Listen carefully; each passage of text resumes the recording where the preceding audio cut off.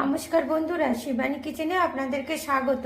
আজকে আমি এঁচড়ের তরকারি করব। সেই জন্য এঁচড়গুলোকে এরকম ডুমো ডুমো আর আলুটাকে কেটে নিয়েছি। কেটে নিয়ে এটাকে জলে একটুখানি ভিজিয়ে দিয়েছি যাতে কষটা বেরিয়ে যায়। আর এই দেখুন, চিংড়ি মাছ জলে ভিজিয়ে রেখেছি, এটা দিয়ে চিংড়ি মাছ দিয়ে রান্না করব। চলুন এবার আমি এঁচড়টাকে প্রথমে সিদ্ধ করি। বন্ধুরা, একটা কড়াইতে জল নিয়েছি। জল নেওয়ার পরে তার মধ্যে হলুদ, লবণ আর একটুখানি সর্ষের তেল দিয়েছি। দিয়ে এই যে এঁচড়গুলোকে দিয়ে দিচ্ছি সেদ্ধ হওয়ার জন্য।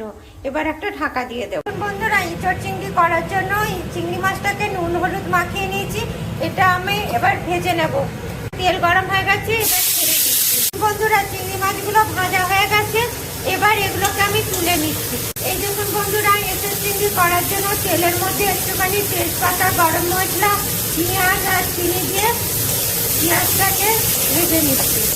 এবার এর মধ্যে লবণ, হলুদ, জিরে গুঁড়ো, ধনে গুঁড়ো, লঙ্কা গুঁড়ো দিয়ে দিচ্ছি। এবার এর মধ্যে আমি আদা, রসুন আর কাঁচা লঙ্কা পেস্ট দিয়ে দিলাম। কাঁচা লঙ্কাটা একদম খুব করে পেস্ট করলাম না, আদা দরদরা পেস্ট করলাম। একটুখানি টমেটো দিলাম। এবার মশলাটা সিদ্ধ হওয়ার জন্য একটুখানি এঁচড় সিদ্ধ জল দিলাম। এবার মশলাটা একটু সিদ্ধ করে দিলাম। এবার একটুখানি মিক্সিতে দই দিয়েছি 2 চামচ আর 4 মগজ দিচ্ছি।